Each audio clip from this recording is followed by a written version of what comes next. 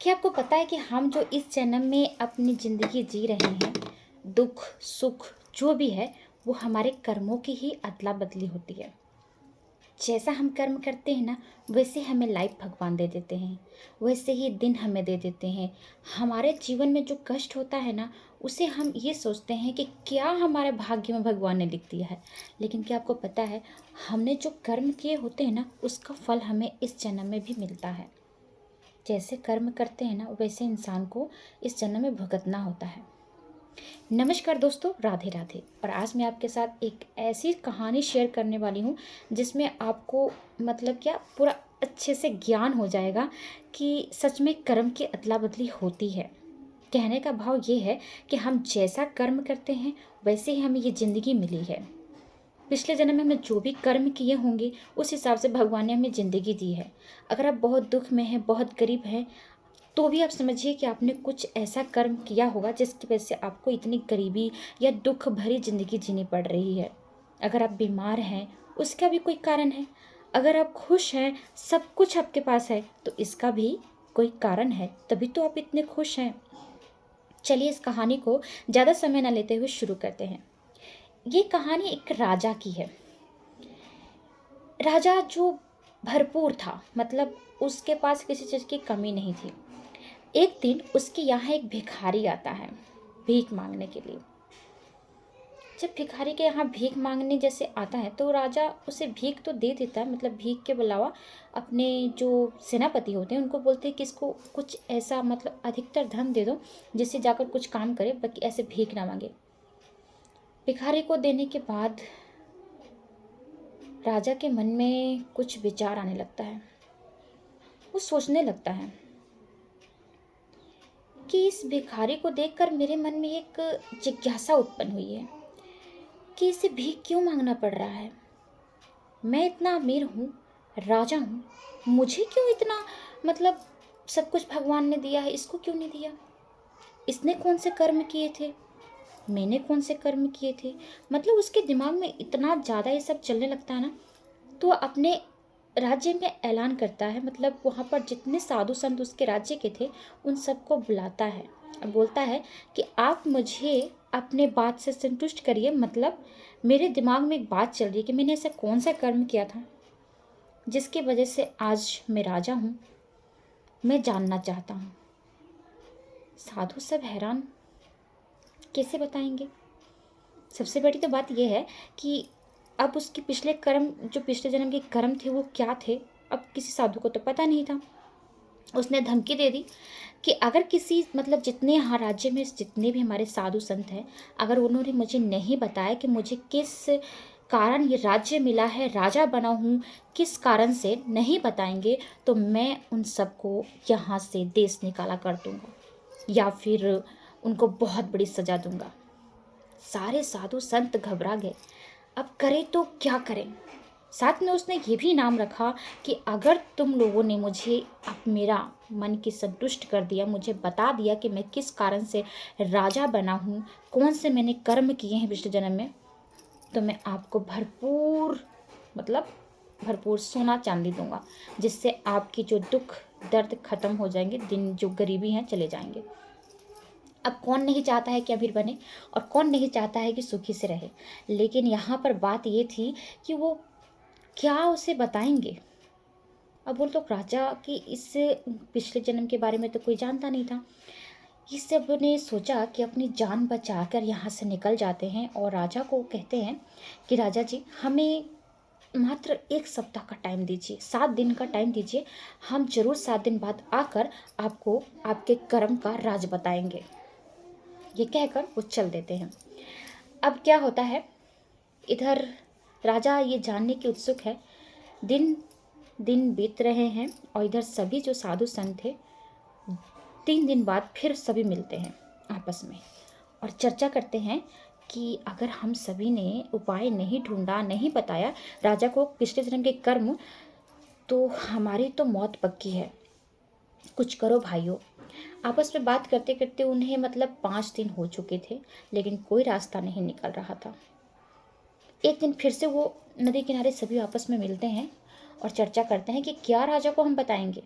वहीं से एक साधु वहाँ से एक साधु स्नान करके जा रहे होते हैं।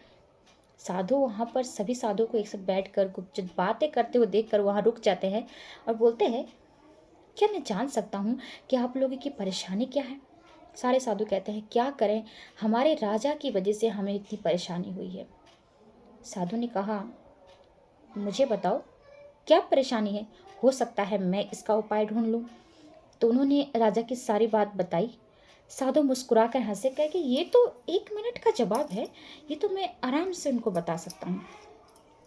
सारे साधु खुश हो गए और बोलने लगे कि आप हमें बता दीजिए, हम आपको जो उनसे पैसे मिलेंगे ना, जो धन दौलत जो भी मिलेगा हम आपको दे देंगे, हम नहीं रखेंगे, आप हमें बस उसका जवाब दे दीजिए। तो साधु कहते हैं, देखो मुझे कोई धन दौलत का लालच नहीं है, मुझे कुछ धन दौलत नहीं चाहिए, लेकिन मैं ये जवाब ना राजा को ही बताऊंगा, आप मुझे राजा के पास ले चलो। जितने भी राज्य के साधु संत होते हैं सभी उस साधु को, महान संत जो होते हैं उनको राजा के दरबार में ले जाते हैं।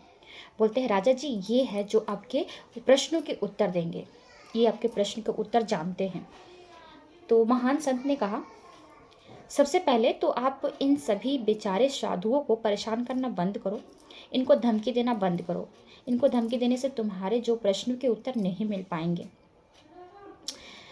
तुम ऐसा करो, मैं तुम्हें इसका उत्तर दूंगा, इसका उत्तर तुम्हें एक ऐसे साधु के पास जाकर मिलेगा, उस साधु के पास जो, कहने का मतलब ये है कि वो इतनी तपस्या में लीन है, एक जंगल में तपस्या करते हैं, महान साधु हैं, वो महान संत हैं, और वो सिर्फ और सिर्फ राख खाकर रहते हैं, कुछ नहीं खाते, सिर्फ राख खाते हैं। उनके पास जाओ, तुम्हारे प्रश्नों के उत्तर मिल जाएंगे। राजा कहता है, पक्का? हाँ पक्का मिल जाएगा। महान संत ये कहकर चले जाते हैं और सभी साधु संत की जान में जान आती है, वो भी अपने घर चले जाते हैं। अब राजा अपने प्रश्नों के उत्तर के लिए उस साधु के पास पहुंचता है, किसी तरह से कष्ट सह सहकर, और देखता है कि यहाँ पर तपस्या में लीन है साधु। कुछ देर बैठता है, इंतजार करता है। उसके बाद जैसे ही साधु अपनी आंखें खोलते हैं तो सामने उसे पाते हैं राजा। पूछते हैं, राजन क्या बात है, आप हमारे यहाँ, कुछ काम है? राजा कहते हैं, मैं एक बहुत बड़ी समस्या में हूँ, मैं अपने पिछले जन्म के कर्म के बारे में जानना चाहता हूँ कि मुझे इतना राज्य सुख शांति राजा कैसे बना, मैं जानना चाहता हूँ। क्या आप मेरे प्रश्नों के उत्तर दे सकते हैं? मुझे एक महान संत ने आपके पास भेजा है। तो वो साधु कहता है, राजन मेरे पास तो आपके प्रश्नों का उत्तर नहीं है, मैं इतना महान नहीं हूँ। इससे 2 कोस दूर होकर जाओ, वहाँ पर तुम्हें एक और महान संत मिलेंगे, महान साधु मिलेंगे, जो कि सिर्फ आग खाकर रहते हैं, कुछ नहीं खाते, सिर्फ आग खाते हैं। आप उनके पास जाओ, तुम्हें अपने प्रश्नों के उत्तर मिल जाएंगे। राजन फिर आगे चला जाता है, वहाँ भी जाकर बैठता है, कुछ देर इंतजार करता है कि कब साधु का ध्यान टूटेगा। साधु का जैसे ध्यान टूटता है, वो सामने राजन को पाता है, फिर से वही प्रश्न। राजन फिर से अपने प्रश्न बताते हैं कि मुझे इस समस्या है, मुझे बताइए कि कैसे मैं इससे बाहर निकलूँ। तो अब कहता है जो आग खात कर रहता है संत, वो कहते हैं कि देखो राजन, मेरे पास भी तुम्हारे प्रश्नों के उत्तर नहीं है, लेकिन इसका हल है। इससे 2 कोस दूर होकर जाओ, एक पंडित परिवार है और उनकी जो पत्नी है गर्भवती है। उनकी पत्नी के जो पेट में बच्चा पल रहा है, वो जन्म लेने के बाद तुरंत मर जाएगा। तुम उसे, और कुछ दिन मतलब मरने के बाद जैसे बच्चे को दफना देंगे लपेट कर, तुम उसी टाइम उसको बाहर निकाल लेना और अपने प्रश्नों के उत्तर जो है तुम उससे जान सकते हो। राजन को समझ नहीं आया क्या है, लेकिन जैसे साधु ने कहा वो ऐसे ही करता है।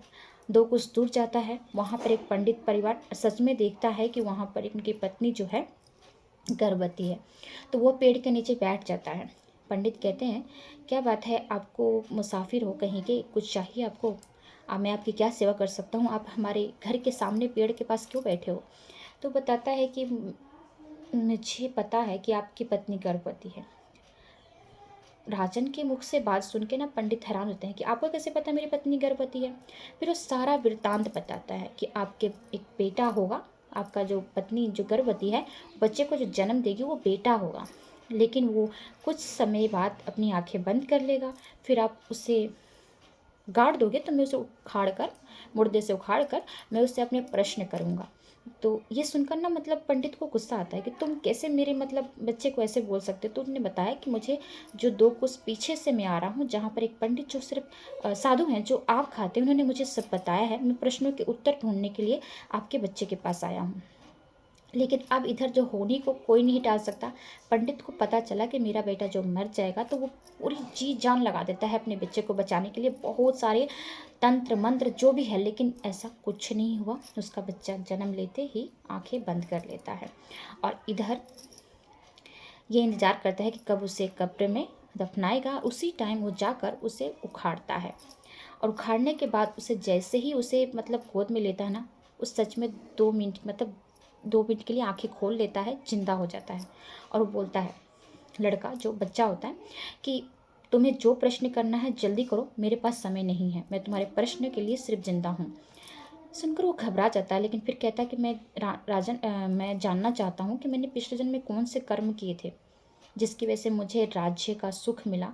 मैं इतना अमीर, धन दौलत सब कुछ है मेरे पास, और कौन से ऐसे लोग जिनको मतलब गरीबी के कारण इसमें भीख मांगना पड़ता है। तो जो बच्चा होता है वो कहता है कि तुम सही जगह आए हो, मैं तुम्हारे प्रश्नों के उत्तर दूंगा। देखो, सबको अपने कर्म के हिसाब से जो है सज़ा मिलती है, कर्म के हिसाब से सब फल मिलता है। मैं तुम्हें एक कहानी बताता हूँ, मेरे पास ज़्यादा समय नहीं है, लेकिन मैं तुम्हें कहानी जो सुना रहा हूँ ध्यान से सुनना।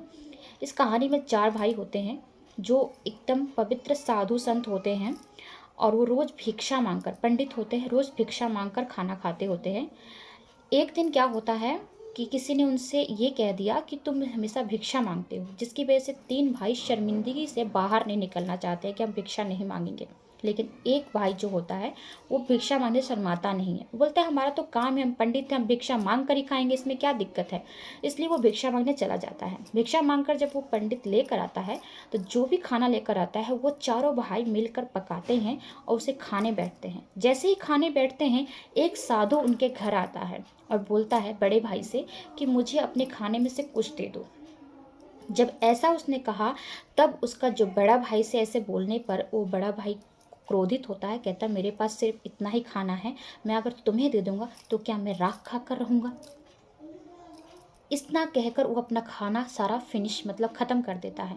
फिर वही साधु दूसरे नंबर वाला भाई के पास जाते हैं, तो वो बोलता है कि मैं अब तुम्हें अपना खाना नहीं दे सकता, क्योंकि अगर मैंने तुम्हें अपना खाना दे दिया तो क्या मैं आग खा कर रहूँगा। ये कहकर वो भी अपना खाना खा लेता है। अब तीसरे भाई के पास जब जाता है साधु, तो साधु जैसे ही तीसरे भाई से खाना मांगता है, तो वो गुस्सा कर बोलता है कि क्या तुम्हें अगर मैं खाना दे दूँगा तो मैं क्या खाऊंगा, तुम्हें अगर मैंने खाना दे दिया तो क्या मैं जीऊँगा, मरूंगा। ये बोलकर वो भी अपना खाना ख़त्म कर लेता है। लेकिन जैसे ही चौथे भाई के पास वो साधु जाते हैं, तो चौथा भाई अपना खाना उन्हें परोस देता है और खाना उन्हें खाने को दे देता है और खुद उपवास रह जाता है। इस पर साधु उन्हें आशीर्वाद देकर जाते हैं कि तुम हर जन्म में सुख शांति तुम्हें मिले, तुम राजा बनकर रहो, हमेशा खुश रहो। और बाकी के 3 भाई जैसे बोलते हैं उनको ऐसे ही सजा मिलती है। तुम पहले साधु से जब रास्ते में मिलकर आए ना, वो वही साधु मतलब वही साधु पहला वाला जिसने अपने भोजन नहीं दिया, बड़ा वाला भाई नहीं दिया, जो अभी तक राख खाकर जी रहा है। दूसरा जो भी आग खाकर जी रहा है, उसका दूसरा भाई। और तीसरा जो मैं, जो जी रहा हूँ मर। और चौथा जो तुम अभी तक राजा बनकर ही हर जन्म में रह रहे हो। और जो साधु, जिसने साधु ने तुम्हें मेरे प्रश्नों के उत्तर के लिए हम तीनों भाई के पास भेजा, वही साधु महान संत थे जिन्हें तुमने भोजन कराया था। तो मुझे लगता है कि तुम्हें अभी अपने प्रश्नों के उत्तर मिल गए होंगे। हम ही 4 भाई हैं, जिसमें से मैं तुम्हारा तीसरा भाई हूँ। पहले भाई से तुम मिलकर आए, जो हमेशा राख खाकर जी रहा है लेकिन अभी तक मरा नहीं है। और दूसरा जो तुम अभी तक आग खाकर रह रहा है, अभी तक मरा नहीं। और मैं जी रहा हूँ, मर रहा हूँ, हर जन्म लेने के बाद मर जा रहा हूँ। मतलब मैंने ऐसा ही बोला, और हम तीनों भाई ने जैसे बोला हमें वैसे ही श्राप लग गया। और तुमने जैसे साधु के साथ बर्ताव किया, तुम्हें उनका आशीर्वाद लगा। तो ऐसे कर्मों के जो अदला बदली है, इसी तरह से हुई है। तुम्हारे कर्मों की पिछले जन्म की जो कर्मों की अदला बदली इस जन्म में तुम्हें मिल रही है। राजा उसके उत्तर से संतुष्ट होता है और इतना कहकर बच्चा अपने दम तोड़ देता है। राजा फिर से उसे दफनाकर शांति से अपने राज्य में लौट आता है और उसे समझ आ जाता है कि हमारे कर्म हमारे साथ ही चलते हैं, हमारे कर्म हमेशा हमारे जन्म में रहते हैं। मतलब उसे समझ आ गया कि जो मैंने कर्म किए थे उसी का मुझे अदला बदली मुझे मिली है। मतलब मेरे तीनों भाई जैसे उन्होंने कर्म किया उन्हें ऐसी सज़ा मिली और मैंने जैसा किया मुझे इसका फल मिला। तो दोस्तों आज की कहानी आप सबको उम्मीद करती हूँ पसंद आई होगी। हम आज भी ऐसा करते होते हैं कि बाई चांस हमारे घर कोई आता है मांगने तो हम उससे मना करते, क्योंकि आजकल बहुत पाखंडी है, लेकिन ऐसा भी नहीं, हमें ज़रूरतमंद लोगों की मदद तो करनी ही चाहिए। खास करके आपको इस कहानी से पता चल गया होगा कि हमारे जो कर्मों की अदला बदली कैसे होती है। तो चलिए आपसे मिलते हैं नेक्स्ट वीडियो में। अगर वीडियो पसंद आता है तो लाइक शेयर सब्सक्राइब कर दीजिएगा। राधे राधे।